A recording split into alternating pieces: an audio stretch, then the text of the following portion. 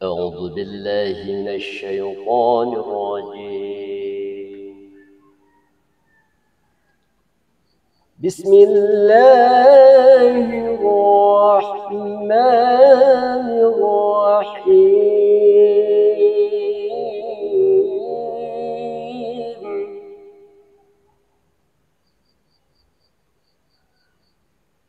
قل يا عبادي الذين أسرفوا على أنفسهم لا تقنطوا من رحمة الله إن الله يغفر الذنوب جميعا إنه هو الغفور الرحيم.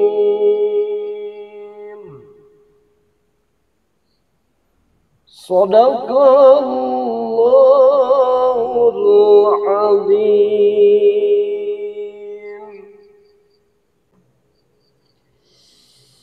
Assalamualaikum. Sehat Ustaz? Waalaikumsalam. Alhamdulillahirrabbilalamin. Jazakallah khair. Hadirin yang berbahagia di mana saja berada, saya tak luput dari ini ya untuk mendiskusikan tentang ikhlas. Ikhlas sudah kemarin. Ya, tentang istighfar. Oh, istighfar. Tentang istighfar ya, alhamdulillah. Yang akan bahas hadirin semuanya tentang mengenai istighfar. Dan istighfar itu ya kita harus selalu istighfar ya, sedetik. Kenapa? Karena kita manusia banyak lupa gitu kan, banyak intinya kehilapan kita. Insya Allah renungan dari istighfar ini akan kami bahas ya oleh Pak Ustadz Yusuf.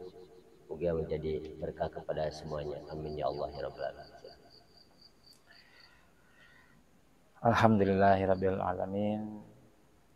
Wa bihi nasta'inu ala umuri dunya waddin. Wassalatu wassalamu ala asyrafil anbiya'i wal mursalin. Sayyidina wa maulana Muhammadin wa ala alihi wa sahbihi ajma'in. Amma ba'du. Alhamdulillah, pada kesempatan ini kita bertemu lagi dalam keadaan sehat walafiat. Alhamdulillah. Dan semoga semuanya diberikan rahmat dan karunia oleh Allah Subhanahu wa taala. Termasuk kesehatan ya. Iya. Yang tadi disebutkan karena akhir-akhir ini memang banyak orang-orang yang sakit ya, silih berganti. Itu apakah pergantian musim atau karena kondisi badan masing-masing. Tapi yang jelas kita berdoa kepada Allah semoga kita semua diberikan kesehatan. Amin ya Allah ya Karena Rabbal sehat Alamin. itu ternyata nikmat. Betul. Baiklah, pada kesempatan ini kita akan mendiskusikan tentang istighfar. Barangkali sebagai pengantar saya akan menyampaikan beberapa hal. Yang pertama, istighfar itu kan secara bahasa gofaro, artinya penutup. Nah, namun ketika diistilahkan, istighfar itu adalah permohonan ampun dari seorang hamba kepada Khalik atas segala dosa dan perdosaan. Adapun dosa-dosa itu sendiri ada dosa kecil, ada dosa besar, tapi itu tidak terlepas dari yang namanya istighfar. Nah, ciri-ciri orang yang berpikir, ciri-ciri orang yang mengaku hamba kepada Allah, yaitu ketika berbuat salah ia memohon ampun. Salah satunya dengan memohon ampun secara lisan, yaitu mengucapkan istighfar. Astagfirullahaladzim. Ada banyak istighfar ya. yang bisa kita lakukan sebagai permohonan ampun kepada Allah. Ada yang disebut sayyidul istighfar, ada yang disebut raja istighfar. Tapi pada intinya kita memohon ampun kepada Allah Subhanahu wa taala. Rasulullah pun menyuruh kepada kita sebagai umatnya bahwa memintalah ampun kepada Allah. Karena aku pun memohon ampun dengan mengucapkan istighfar. Hitungannya kan Rasul sampai 100 kali ya sehari. Nah, kita selama ini berapa kali mengucapkan istighfar? Baik setelah sholat ataupun waktu-waktu di luar sholat. Kalau istighfar itu diamalkan atau menjadi suatu amalan, itu sudah bagus sebetulnya. Nah, sebaiknya lebih banyak atau lebih sedikit dari Rasulullah. Harusnya kita lebih banyak kalau mengikuti kepada hadis tadi ya. Karena Rasulullah pun yang sudah dimaksum ya oleh Allah masih mengucapkan istighfar. Nah, kita dimaksumkan tidak. Kita masih meraba-raba, amal kita juga belum tentu diterima. Nah, terus istighfar kita pengennya sedikit atau lebih sedikit dari Rasulullah, atau bahkan tidak istighfar sama sekali. Karena orang yang tidak pernah mengaku bersalah, ya kemungkinan tidak akan mengucapkan istighfar. Karena istighfar itu hanya diucapkan oleh orang-orang yang menyadari bahwa dirinya adalah salah. Terlepas dari salah itu disengaja atau tidak. Mungkin kalau kesalahan yang disengaja, kita mengakui kepada Allah, ya Allah, ampuni. Tapi kesalahan yang tidak disengaja, mungkin kita dianggapnya itu benar. Ketidaksengajaan itu kan satu dari keterbatasan ilmu. Ketika kita tidak tahu, kita anggap itu benar. Perbuatan kita itu benar, tidak salah. Tapi setelah kita tahu ilmunya, ternyata perbuatan kita itu salah. Dan lalu kita mengucapkan istighfar. Atau karena lupa. Kita berbuat salah tapi lupa. Lupa apa? Lupa memohon ampun. Jadi begitulah sifat-sifat manusia, beragam karakter, beragam watak. Sampai Tuhannya sendiri pun dinanti-nanti. Semoga kita tidak termasuk ke orang-orang seperti itu. Dan kita termasuk orang yang selalu memohon ampun kepada Allah Subhanahu wa taala. Termasuk ke dalam golongan orang-orang yang selalu beristighfar. Nah, kemudian ayat yang tadi Ustaz Didin bacakan itu kan di dalam surat Az-Zumar ayat 53. Qul ya ibadiyallazina asrafu ala anfusihim la taqnatu mir rahmatillah. Innallaha yaghfiru dzunuba jami'a. Innahu huwal ghafurur rahim. Apa asbabun nuzul dari ayat yang tadi dibaca? Nah, asbabun nuzulnya ternyata Rasulullah pernah mengutus utusan kepada Washhi. Siapakah Washhi itu? Washhi adalah orang yang membunuh Hamzah, yaitu sahabat Nabi. Isi daripada surat itu agar Washhi masuk Islam. Lalu Washhi pun berpikir, kenapa Rasulullah meminta aku untuk masuk Islam? Padahal aku ini banyak dosa. Termasuk aku telah membunuh sahabatnya, yaitu Hamzah. Di mata Rasulullah, saya adalah pembunuh Hamzah. Tapi mengapa Rasulullah meminta aku agar masuk Islam? Nah, di sana ternyata Washhi itu diampuni sebetulnya dosanya ketika Washhi mau bertaubat. Itu diiringi dengan surat An-Nisa ayat 48. Allah mengampuni semua dosa-dosa kecuali dosa syirik. Jadi dosa syirik itu ternyata dosa yang besar. Bahkan Allah sendiri pun mengatakan tidak mengampuni dosa-dosa syirik ya. Jadi dosa Wahsy sebagai pembunuh itu diampuni. Nah akhirnya Wahsy menemui Rasulullah dan masuk Islam. Kemudian menjadi sahabat Nabi yang paling jarang bertemu. Kenapa? Karena Rasulullah berpesan, Wahsy, sekalipun engkau sahabatku, jangan sering kau menampakkan wajah kepadaku. Karena ketika aku melihatmu, aku teringat akan Hamzah. Iya, iya. Nah itu yang diajarkan oleh Nabi. Jadi jika kita suatu saat mungkin pernah menyakiti orang lain, ya barangkali itu bisa dijadikan pelajaran. Jangan sering tampakkan muka kita itu kepada orang yang pernah kita sakiti. Bisa jadi ketika dia melihat kita, rasa sakitnya itu akan timbul kembali. Nah, itu. Nah kemudian itu yang menjadi asbabun nuzul surat Az-Zumar ayat 53 tadi. Wahai hamba-hambaku yang melampaui batas. Artinya melampaui batas atas segala dosa-dosa. Yang biasanya dosa-dosa itu standar, ini melampaui batas. Wahai hamba-hambaku yang melampaui batas. Qul ya ibadiyallazina asrafu la taqnatu mir rahmatillah. Jangan berputus asa dari rahmat Allah. Jadi ketika kita memiliki banyak dosa, dosa sebagai pemabuk, dosa sebagai penjudi, penipu, dosa apapun yang tadi selain syirik gitu ya, maka Allah mengatakan la taqnatu mir rahmatillah. Jangan berputus asa. Ketika engkau mau pulang, dan ketika engkau bertobat, innallaha yaghfiru dzunuba jami'a. Sesungguhnya Allah telah mengampuni dosa-dosa kamu. Amin ya Allah.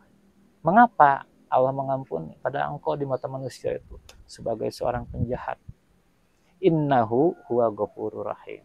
Karena sesungguhnya Allah Maha Pengampun lagi Maha Penyayang. Iya. Nah, jadi untuk siapapun yang merasa dirinya paling banyak dosa, nah jangan berputus asa. Allah telah berfirman di surat Az-Zumar tadi. Dan di ayat-ayat lain banyak yang mengatakan bahwa Allah Maha Pengampun. Allah itu Ghafur. Allah itu Ghafar. Allah itu Ghafir. Nah, itu sifat-sifat Allah kepada orang-orang yang berdosa tetapi ingin pulang. Jangan ragu-ragu pulang. Gitu. Ketika engkau mengakui bahwa aku ini banyak dosa, ya pulanglah. Adapun cara-caranya seperti apa, ada diajarkan. Ketika kita mau bertaubat dengan taubatan nasuha, ya, kan ada poin-poinnya. Satu, mengakui bahwa kita ini berbuat dosa, memohon ampun, salat taubat. Ya, kemudian yang kedua, berusaha tidak mengulangi perbuatan itu. Dan yang ketiga, diiringi dengan amal saleh. Insya Allah apa yang tadi disebutkan, prasangka kita terhadap dosa-dosa kita yang besar dan takut tidak diampuni, insya Allah ketika kesungguhan kita benar-benar dilakukan, Allah ampuni. Ya.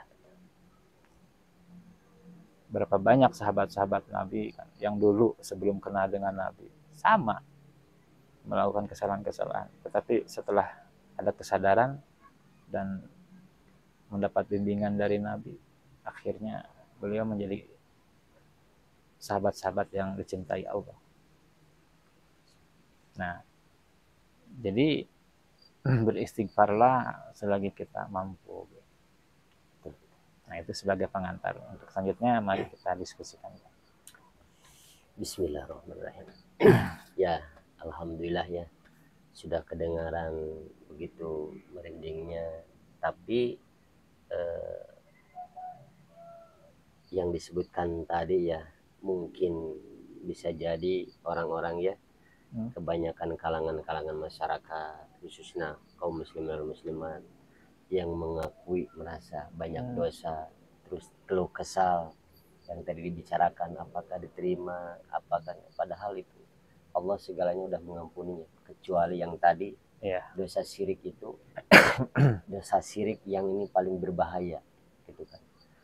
Dosa yang misalkan manusia yang melakukan hal-hal seperti melampaui batas itu, contoh ya tadi yang kita diskusikan ini, orang yang judi gitu kan, orang yang mabuk tadinya, ketika dia itu ingin melakukan bertaubat, maka bertobatlah ya, bertobatlah. Karena apa?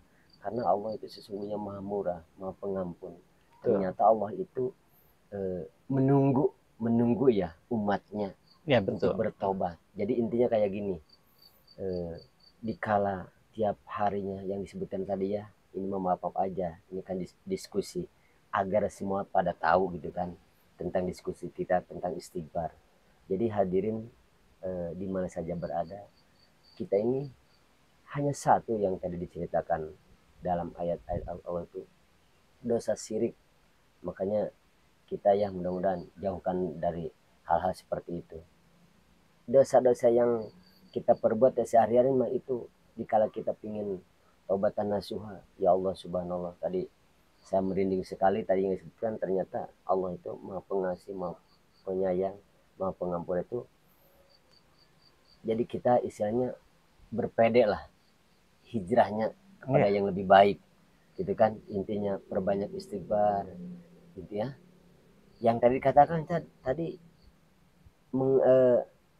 indahnya itu ya, di kala itu Kanjeng Rasul aja menyarankan satu hari itu minimal ya gitu kan, 100 kali. Nah kalau kita hadirin semuanya, kan kita manusia, anggaplah kita itu banyak dosa ya tiap harinya, ya bisa lebih lah. Sambil beraktivitas juga bisa kan kayaknya. Iya.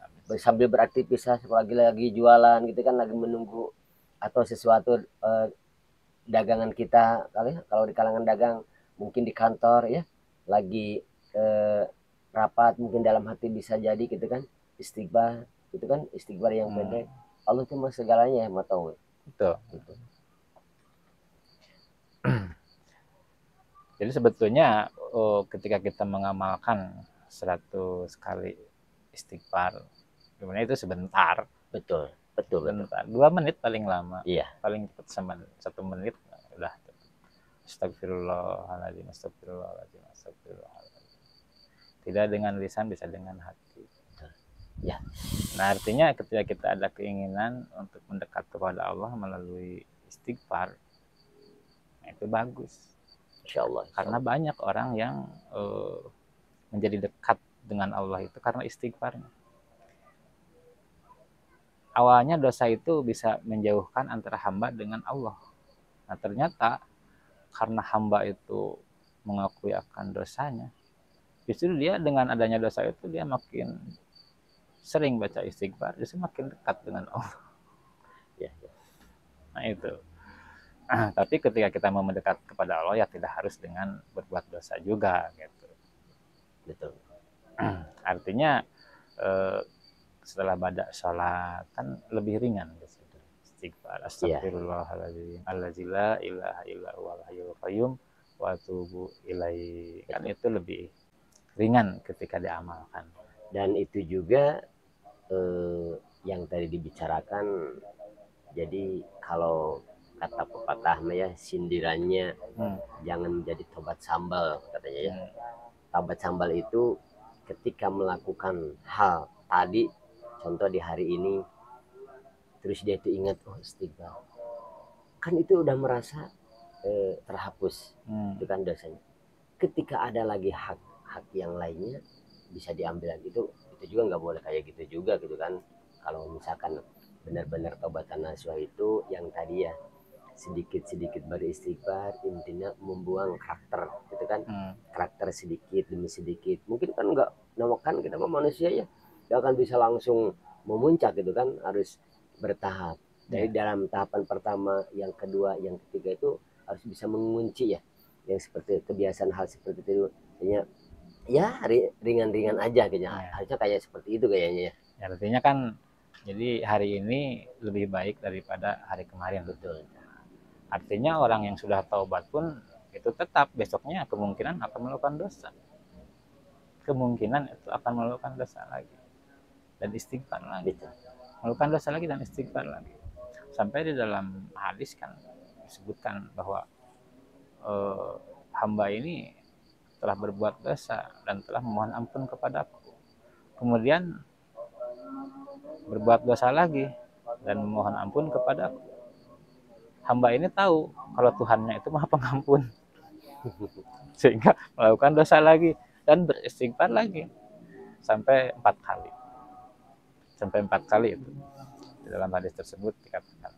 Nah, artinya tadi kita sebagai makhluk ya, makhluk innamal khata' wa nisyan ya. Sesungguhnya makhluk yang tidak terlepas dari salah dan lupa. Nah, itu kemungkinannya besar ketika kita sudah bertaubat sekalipun, sudah memohon istighfar sekalipun, besok kita akan melakukan kesalahan lagi, wallahu a'lam. Tapi intinya ketika kita berusaha untuk hari ini lebih baik daripada hari kemarin, taubat kita pun lebih baik gitu.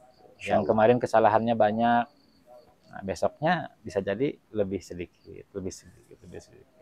Dan akhirnya kita menjadi orang yang bersih di hadapan Allah Subhanahu wa taala dari dosa-dosa yang tadi, dosa-dosa yang besar. Dosa-dosa yang melampaui batas gitu. Betul. Jadi jangan diragu-ragukan ya, untuk hijrah dalam kebaikan itu, karena takut merindingnya itu namanya usia ya. Kita suka sering berulang-ulang ya, namanya usia itu tidak memandang tua, muda, ataupun orang kecil. Nah, insya Allah kita sehari demi sehari, sedikit demi sedikit banyak beristighfar, bisa jadi kemungkinan dosa kita yang lupa ya, yang disengaja, itu kan kita kan manusia. Kadang-kadang contoh gini Ustaz, yang kita diskusikan, kita aja melewat kepada misalkan contoh berjalan ya ke area tetangga kita, gitu kan. Nah, ketika kita berbuat salah, contohnya hal seperti gini, bisa jadi kita ini lagi rusuh gitu kan, lagi cepat-cepat mau berangkat gitu kan, buru-buru atau gini gitu kan, terus sendalnya contoh ketendang sama kita satu, itu kan jadi contoh dosa gitu kan. Ketika yang punya mau misalkan mau memakainya, tiba-tiba sendalnya itu jarak 3 meter ada di sana, bisa jadi sama kita ini ketendang tapi kita nggak sadar. Kenapa? Karena buru-buru. Nah, itu kan bisa jadi dosa juga walaupun hanya sepele gitu kan. Nah, itu yang masuk di terangan seperti hal ini gitu ya, logis-logisnya gitu kan. Itu kan jika kita lagi punya sifat yang tadi ya buru-buru itu untuk mengantar anak, contoh misalkan sekolah atau apa, misalkan kita kan gak nyadar juga, insya Allah dengan istighfar ini kan bisa jadi yang kita lupa, Allah mah kan maha tahu segalanya gitu kan. Nah, itu maksudnya yang keterangan Kanjeng Rasul hadis ini ya, kita banyak beristighfar itu itu hal-hal yang tidak kita ketahui dikala kita melakukan dosa yang tidak disengaja, itu mungkin bisa jadi yang tadi gitu kan, itu hal logikanya gitu, hal seperti itu gitu kan. Ketika bicara dosa ya, betul, itu kan ada kesalahan kepada Allah, ada kesalahan kepada sesama manusia. Iya, betul. Nah, kesalahan kepada Allah ya dengan istighfar, dengan taubat. Tapi ketika kita bersalah kepada orang, ya jalur syariatnya ditempuh juga. Misalkan kita meminta maaf kepada orang tersebut. Atau ketika itu tidak mungkin atau tidak memungkinkan, ya kembali lagi kepada yang maha mengampuni. Terkadang karena manusia ya, tidak semuanya memiliki hati yang lapang. Betul. Bahkan ketika kita bersalah kepada seseorang, seseorang itu tidak mau memaafkan justru. Aku tidak akan memaafkan. Dan kalau aku tidak memaafkan, Allah pun tidak memaafkan. Berarti Allah ada di belakang dia. Tidak juga seperti itu. Ya Allah. Ketika kamu tidak memaafkan, engkau tidak memaafkan, maka Allah yang akan memaafkan kamu. Yang penting kita ada niatan untuk meminta maaf ketika kita merasa bersalah. Nah, tapi ketika kita sudah memohon maaf, tapi yang datang malah hinaan atau cacian, lah haula, kita nggak punya daya upaya. Betul. Kembalikan lagi kepada Allah yang Maha Mengampuni. Betul. Makanya kita sebagai umat Muslim ya, kenapa Rasulullah sering mewantikan agar kita hindari permusuhan. Itu agar apa? Agar kita tuh mudah gitu memaafkan. Dan momen-momen memaafkan itu sebetulnya tidak harus Idul Fitri saja. Betul. Banyak waktu-waktu di mana kita bisa saling memaafkan. Muwajahah ya. Kalau kita sering salat berjamaah kan kita bertemu ya, kita bisa bermuwajahah. Atau dengan tetangga ketemu di jalan kan kita bisa sebetulnya. Betul. Tapi kadang itu semua tidak mudah seperti yang diucapkan, kadang berat. Ya Allah.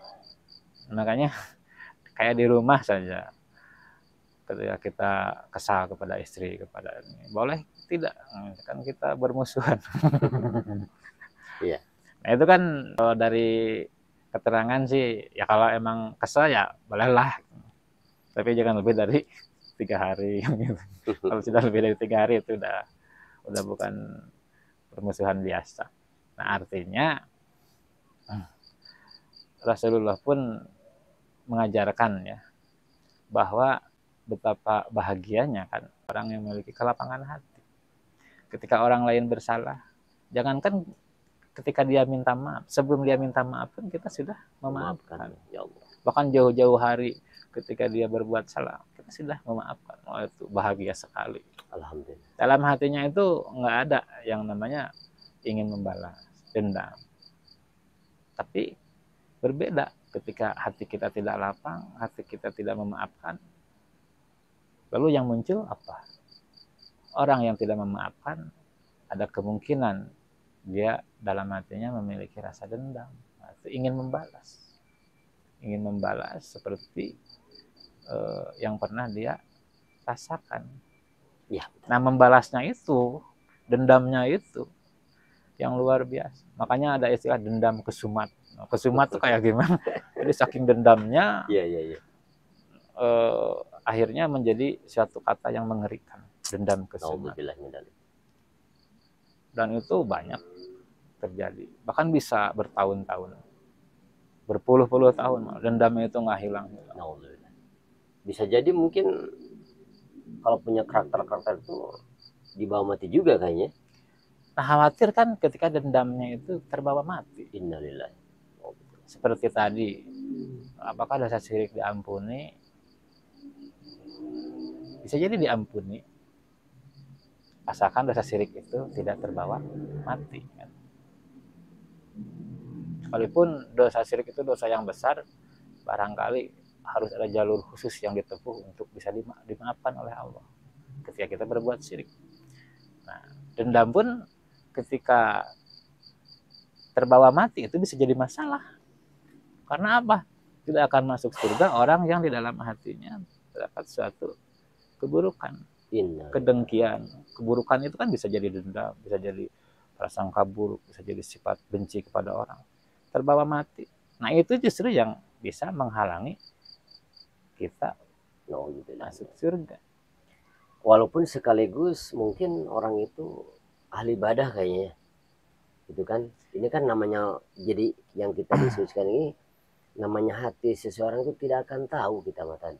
Kadang-kadang rekan sendiri gitu kan, misalkan kita suka bareng, suka kemana-mana misalkan gitu kan, tapi ketika kita mempunyai kesalahan atau apapun bisa jadi yang tadi ya, yang ditakuti, kalau kita kan nggak mungkin bermusuhan dengan orang yang tidak kenal, gitu kan? Nah Nah, ini yang pasti yang banyak bermusuhan dengan disebutnya bahasanya itu musuh dalam selimut. Artinya tidak tahu ternyata yang bermusuh dengan kita ini rekan kita sendiri ibaratnya gitu kita. Yang ya bisa jadi mungkin masyarakat di kalangan gitu kan, area tetangganya, dan tidak seburuk-buruk apapun gitu kan, kita melakukan hal yang sepele gitu kan, hanya misalkan kita kesalahannya 1 menit gitu kan, tapi kita sudah membuat kebaikan kepada dianya misalkan bertahun-tahun gitu kan, dalam 1 menit kita membuat kesalahan. Kenapa? Karena dia mempunyai sifatnya dendam, sifatnya hal yang seperti itu, tidak bisa membuang karakter gitu kan. Intinya dia itu misalkan contoh ada hal yang apa kata orang Sunda itu yang menggenggam, bisa jadi istilahnya diinikannya kepada rekannya gitu kan.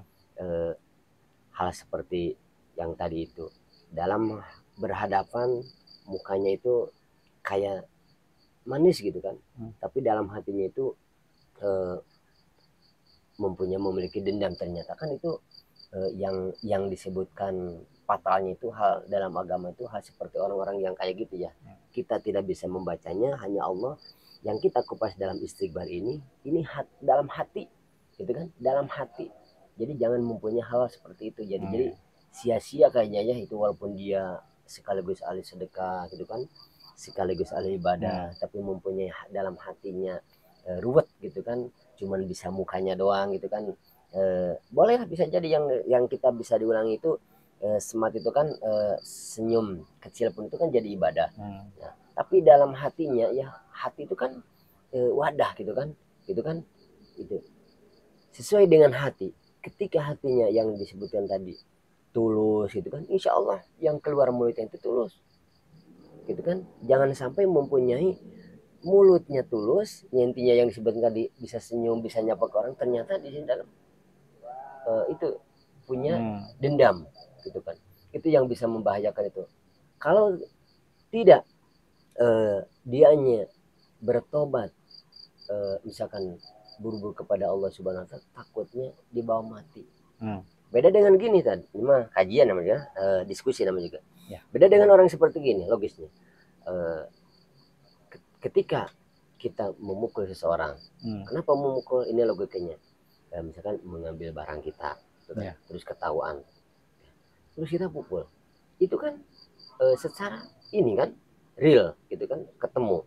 Ini yang dalam hati, yang itu ketika meminta maafnya itu, yang kita misalkan yang lagi kehilapan kita kepada hal barang yang dia misalkan katakanlah tidak terlalu mahal gitu kan, terus kita mukul, terus kita berbalik, ya Allah istighfar, ternyata dia itu mungkin mengambil punya aku misalkan, dia itu mungkin bisa jadi dijual untuk makan.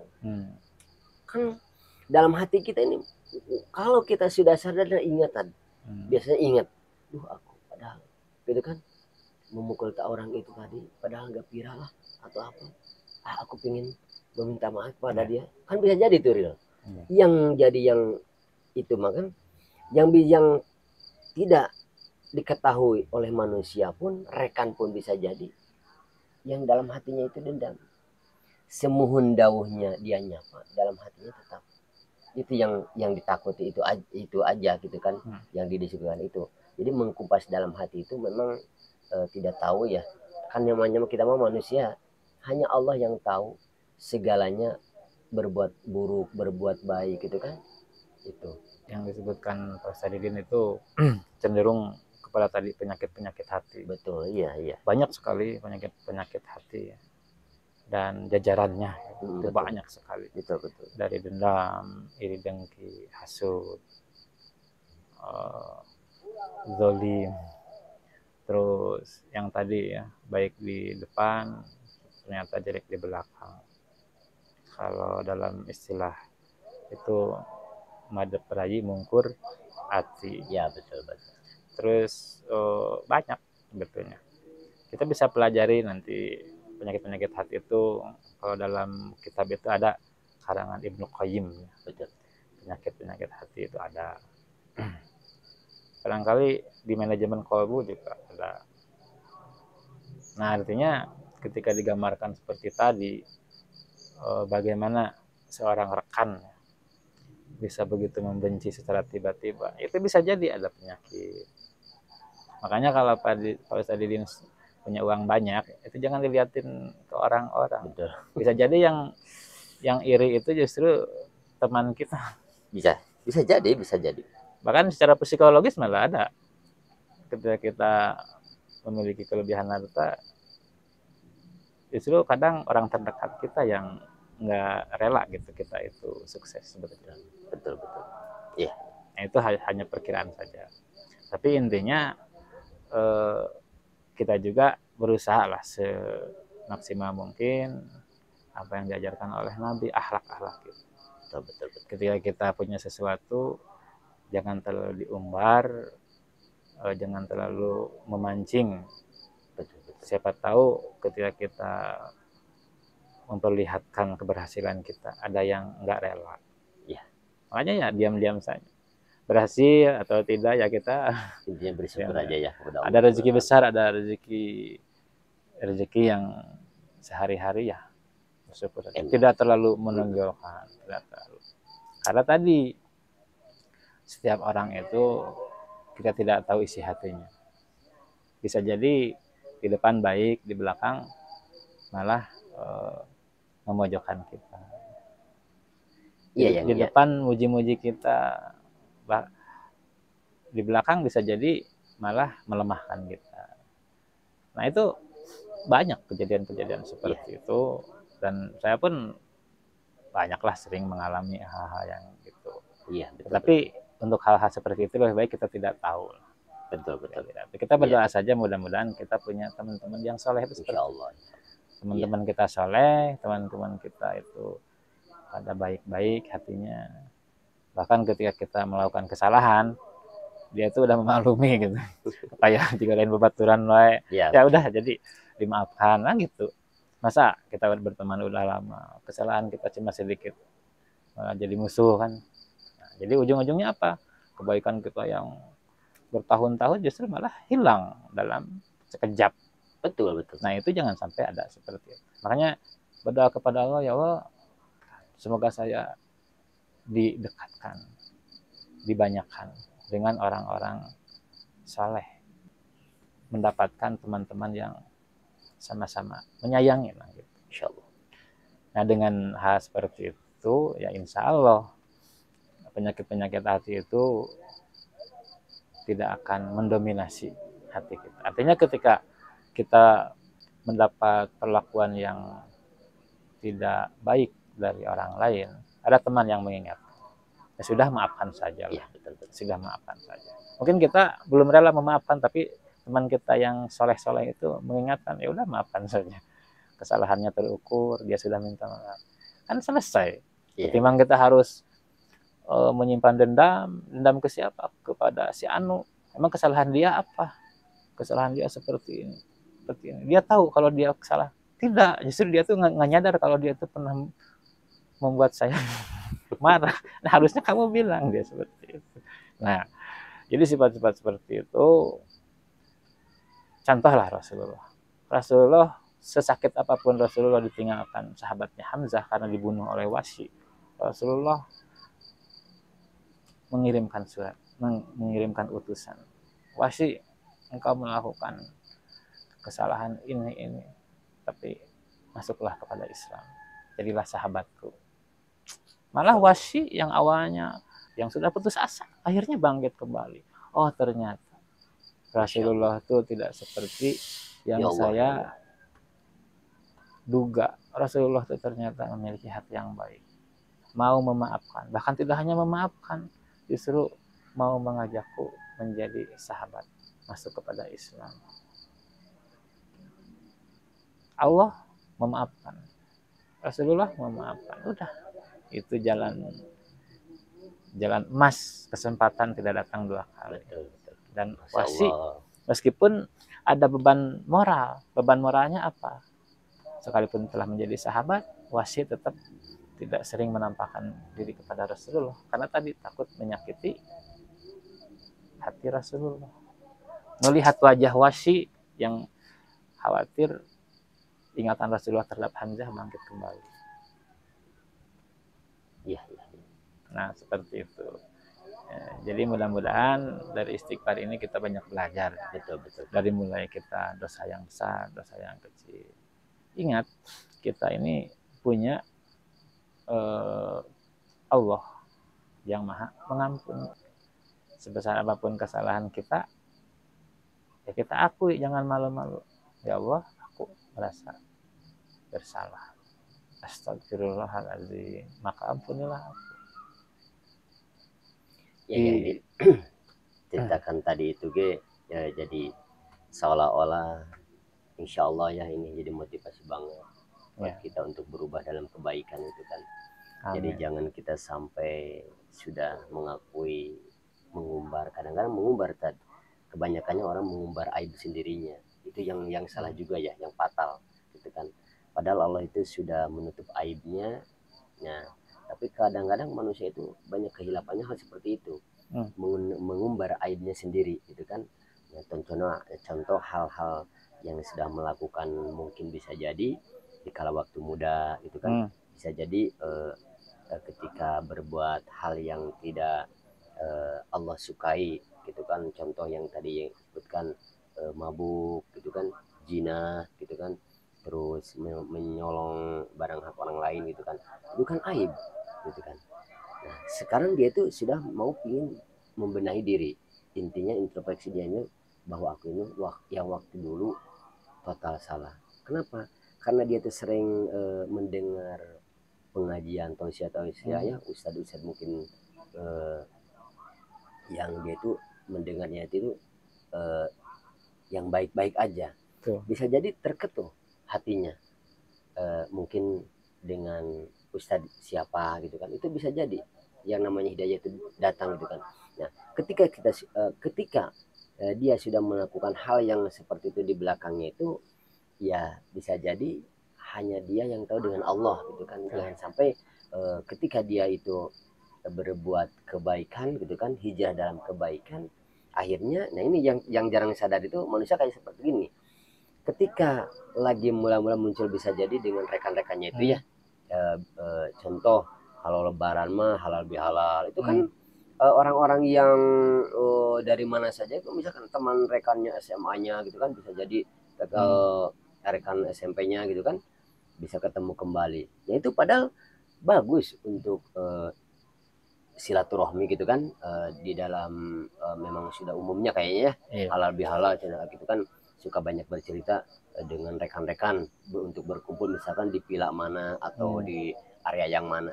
Tapi ya, harus jaga yang satu itu ya, aib gitu kan. Jadi jangan sampai aib yang kotoran hal yang dulu dia pernah melakukannya, jangan sampai apalagi membilanginya kepada yang tadi itu ya, rekannya misalkan udah soleh gitu kan, orang-orang soleh, contoh rekannya itu ustaz gitu, membicarakan hal zina, kan itu mungkin bisa jadi nggak akan dijawab. Kenapa? Karena rekannya itu sudah soleh gitu kan. Kenapa tidak mau menjawab? Karena ini yang diceritakan ini kan aib.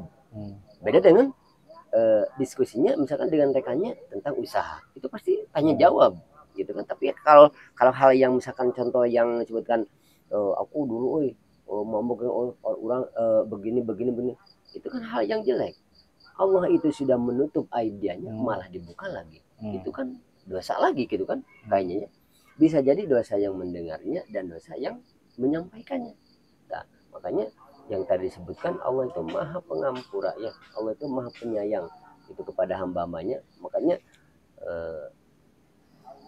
marilah dalam istighfar ini kita sedikit-sedikit istighfar, minimal lebih dari 100. Kenapa? Karena kita banyak dosanya hari demi hari itu mungkin bisa jadi itu hal seperti itu kayaknya tadi. Jadi jangan sampai ya kita melakukan hal yang dulu jelek yang sekarang kita sudah baik diulangi lagi, bahasa yang dulu itu nggak boleh Nah, gitu nggak ya. boleh. Betul. Jadi ada yang membuka aib sendiri, ada. Dia dulunya seorang petarung Betul, betul. atau pemabuk atau pencuri atau perampok. Nah, setelah berpuluh-puluh tahun dia mengungkapkan kepada teman-temannya, saya dulu seperti ini, seperti ini. Padahal itu nggak boleh. Iya, betul ya. Termasuk aib orang lain. Iya, Ternyata udah soleh. Nah, itu nggak boleh. Kalau marah besar sebetulnya kepada orang yang aibnya sudah ditutup, tetapi dia membuka aibnya sendiri. alhamdulillah. Jadi lembaran yang dulu itu ya sudah berlalu, ditutup rapat-rapat, dan lembaran-lembaran berikutnya kita isi dengan kebaikan-kebaikan. Ya. Adapun kesalahan-kesalahan yang kemungkinan ada nanti ke depannya, ya kita mohon bimbingan dan ampunan kepada Allah. Iya, iya. Nah, dengan seperti itu, insya Allah jalan ya menuju kebaikan, jalan menuju Allah itu akan terbuka lebar. Insya Allah ya. Hati tidak akan berat lagi menyimpan penyakit-penyakit yang bahkan memberatkan kita untuk melangkah. Iya, yang sebetulnya itu ya, dalam kajian-kajian ini kita ini sebetulnya memang yang tadi sebutkan saja tidak segampang itu. Tidak segampang itu. Tapi dicoba ya, mencobanya Bisa dicoba. Ya, hal seperti itu. Jadi hanya kita harus selalu menjadi orang yang memaafkan, gitu kan? Gitu kan? Dan kita selalu memaafkan dan selalu kita minta maaf. Itu aja manusia makhluk kayaknya Allah yang suka itu kan, memaafkan dan kita minta maaf. Gitu kan? Yang namanya di diri kita itu. Telepon angkat dulu. Tidak ada yang ini gitu kan? Enggak itu. Ya makanya kan di kita diskusikan ini, insya Allah ini sangat sangat bermanfaat sekali ya, kalangan di area sehari-hari kita ini gitu kan, mengkupas mengenai tentang istighfar gitu kan. Insya Allah ini yang mendengarkan tausiah kita, kajian kita, yakinlah ini berulang-ulang kita membahaskan tentang kebaikan ya. Mudah-mudahan banyak hikmah berkahnya gitu kan. Amin. Dari kajian-kajian di channel kita ini. Amin. Insya Allah. Cukup? Insya Allah ya. Inna Allah wal malaikatu yusallu 'alan nabi ya ayyuhalladzina amanu sallu 'alaihi wa sallimu taslima. Allahumma salli ala sayyidina Muhammad wa ala ali sayyidina Muhammad. Amin ya Allah ya rabbal alamin. Bismillahirrahmanirrahim. Assalamu alayka ya Rasulullah. Assalamu alayka ya Habiballah. Assalamu alayka ayyuhan nabiy wa rahmatullah wa barakatuh. Allahumma ighfir li dhunubi li wa li walidayya warhamhuma kama rabbayani shaghir. ولجميع المسلمين والمسلمات والمؤمنين والمؤمنات الأحياء وتبي وبين بالخير بكرة من ربنا ظلمنا أنفسنا وإن لم تغفر لنا وترحمنا لنكونن من الخاسرين ربنا آتنا في الدنيا حسنة وفي الآخرة حسنة وقنا عذاب النار سبحان ربك رب العزة عما يصفون والسلام عليكم والحمد لله رب العالمين. الفاتحة. أعوذ بالله من الشيطان. الحمد لله رب العالمين الرحمن الرحيم إياك نعبد وإياك نستعين صراط الذين أنعمت عليهم غير المغضوب عليهم